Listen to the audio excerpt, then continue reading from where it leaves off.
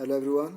So this is the second video for the second chapter.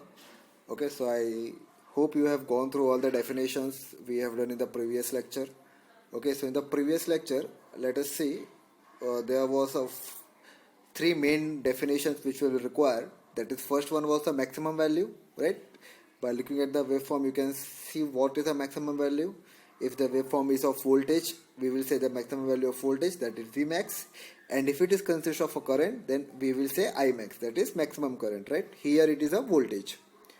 So it is a Vmax, and we have seen two very important definition, that is RMS value and average value, right? So we also have gone through the through the formula. What was the formula of RMS value? 0.707 into maximum value, and for the average value it was 0.637 into maximum value, right? So let's see. Let's start with the form factor and peak factor. So what do you mean by form factor? Okay, so it is very simple. Just you have to remember that factor is always the ratio of the two same quantity, right? What do you mean by factor? Factor is always the ratio of the two quantity, basically of same unit. Okay, so form factor is nothing but it is the ratio of RMS value to the average value. What? RMS value to the average value of AC waveform. We have gone through both the terms. What do you mean by RMS and average? So when we will divide RMS by average, we will get form factor. Okay, so there is one small derivation. Sometimes they ask to find the value of the form factor. So it is very simple if you know the formula, right? If you know the formula, you can find that, you can write your definition also. What is the formula? RMS value upon average value. Okay, what is the formula for RMS value? We have seen here 0.707 into maximum value. And what is the formula of average value? 0.637 into maximum value. So what will happen for the form factor when we will divide 0.707 into maximum value upon 0.637 into maximum value? What will happen? Maximum value and maximum value will get cancelled, and what will be remain? 0.707 into 0 upon 0.637. So when you will divide these two numbers, you will get 1.1. Okay, so this is your form factor. So remember, if in the exam it will be given that derive the form factor, define and derive, then you have to write the definition also, and you have to write these three steps also, right, to get the 2 marks or 4 marks. Depends on how many marks the question is. So form factor, in short, remember form factor, RMS upon average, right? Now let us go. What do you mean by peak factor? Okay, so it is written very small. Form factor is means capital and small f, and peak factor is nothing but capital K and small p. Peak P. Okay. Peak factor is also known as crest factor, but most commonly it is a peak factor only. So let us see what do you mean by peak factor. As the name suggests, peak means maximum, right? So the ratio of the maximum value to the RMS value. The ratio of maximum value to RMS value of AC waveform is nothing but a peak factor. Okay, so again, just similarly like form factor, we will derive the value for peak factor also. Okay, what do you mean by peak factor? Maximum upon RMS. So what is the maximum upon RMS? You know the formula of RMS. Maximum value upon 0.707 into maximum value. So what will happen? Maximum value and maximum value will get cancelled. What will be the remain? 1 upon 0.707. So when you will divide, you will get 1.414. So this is the value for the peak factor. Okay, will be there any unit for this? No. Why? Because it is a ratio of the same quantity, so the unit will get cancelled. Okay, so just remember one very important thing: factor has never any unit. Okay, you will not find any unit for factor. So these two definition are very important from the exam point of view. Almost all the time they ask these two definition or any one definition out of these two. So just remember these two are very important definition. Okay, form factor and peak factor.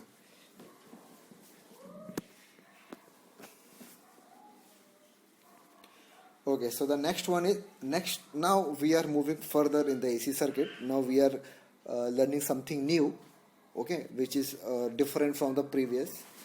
So let us see what do you mean by the reactance in AC circuit. Okay, now you have listened the two very important component, inductor and capacitor, right? Inductor and capacitor. So what do you mean by inductor? What inductor always oppose the change in current, and what do you mean by the capacitor? It always oppose the change in voltage. Basically, inductor stores the energy in the form of current, and capacitor stores the it also stores it capacitor stores the voltage, and inductors store the current, right? So let's see what do you mean by the reactance in AC circuit. Now if a circuit consists of inductor, okay, now if the circuit consists of inductor, what will the inductor do? Inductor will store the energy, right? It is the main function of the inductor. But there is a one property. What is the property? When there is some change in the current, it will oppose that current. Okay, when there will be some change in the current, it will oppose that current. Okay, since it opposes the one word for what do you mean, the other word for the oppose is nothing but react, right? So we will say that the inductor is reacting, right? Because inductor is opposing the change in the current. It means that inductor is reacting. So that property is known as inductive reactance. Okay. Similarly, capacitor stores the voltage. So whenever there is some change in that circuit, okay, when there is some change in the voltage in which the capacitor consists, what will capacitor do? It will oppose the change in the voltage. Oppose means react. So that opposition, that property is nothing but a capacitive reactance which is producing by capacitor. Okay, so in the AC circuit there will be two types of reactance. One is capacitive reactance and one is inductive reactance, right? Reactance means oppose means cross. That is why it is means you can relate that, hence it is denoted by X, right? X means nothing but cross. So you can remember X by using this logic, that react means cross means oppose, that is why it is X. Okay, so reactance is X, and if the reactance is from capacitor, it will be XC, that is capacitive reactance, and if the reactance is from inductor, then it will be inductive reactance. Okay, XC and XL. So I hope you understand the two meaning of the, right, these two terms, XL and XC. Just remember one thing, inductor is a component and inductive reactance is the property which is property of that inductor. Okay, capacitor is a component, capacitive reactance is a property. Okay, so let us see, there are two types of reactance, capacitive reactance XC and inductive reactance XL. The opposition to the current flow through an AC capacitor is a capacitive reactance, and the opposition to the current flow, basically there is some small mistake, this is not the proper definition. The opposition to the change in voltage, okay, the opposition to the change in voltage through AC capacitor is called as a capacitive reactance, and the opposition to the change in current through an AC inductor is called the inductive reactance. So just don't go through these two definition. I will provide you the different definition afterwards. Okay, but this is little bit changes. No worry for that. So I hope you understand the logic. So the total reactance X is the difference between the two, right? XL minus XC. For example, if the circuit consists of, if there is a one circuit which consists inductor also and it is consist capacitor also, right? So there will be two reactance, XL and XC. So what is the total reactance of that circuit? The difference between that two reactance, right? When you will subtract XC from XL, then you will get the total reactance, that is X. Okay, we will find this formula we will use this formula during the numericals. So XL is equal to omega L. I hope you remember what is omega, angular velocity, right? I told you that angular velocity is nothing but 2 pi f. So omega is equal to 2 pi f L. What do you mean by L? L is nothing but inductor. Okay, L is the denotation to represent inductor. Why not I? Because I also represent current, right? So there will be a misconception. That is why we use a different letter, that is capital L. Okay. Capacitive reactance. Xc is equal to 1 upon omega c, right? What do you mean by omega? Angular velocity, that is 2 pi f. So once you know the frequency, right? If you know the frequency and if you know the value of inductor or capacitor, you can find inductive reactance or capacitive reactance, right? You can see this formula. These two formulas are very important, so just remember it. Okay, just very important thing, just understand this. We are doing AC circuit. Okay, all these are not applicable for DC. Okay, it is applicable only for AC. So in the diagram you can see there is a AC waveform. Okay,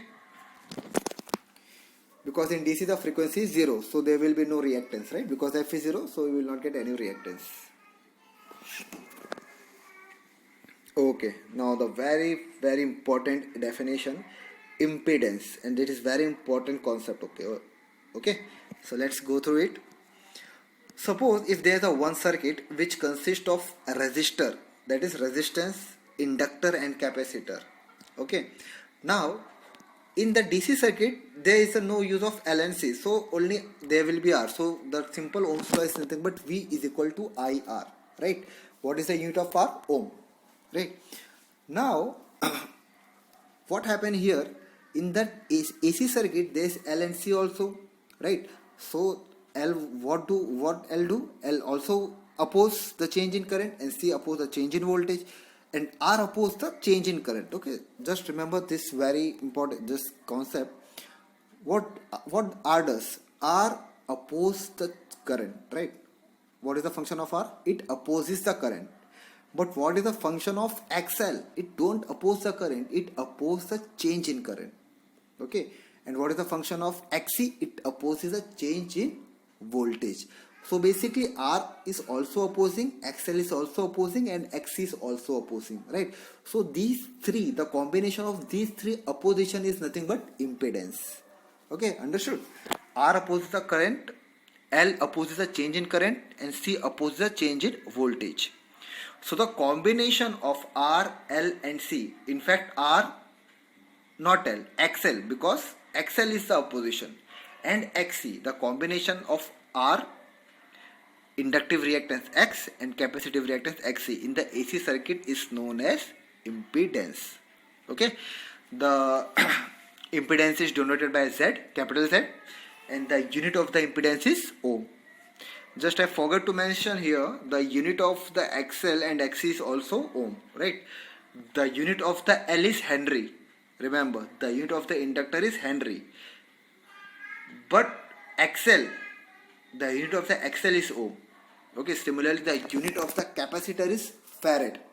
But the unit of the XC is ohm. Okay, because X means react. React means oppose, right?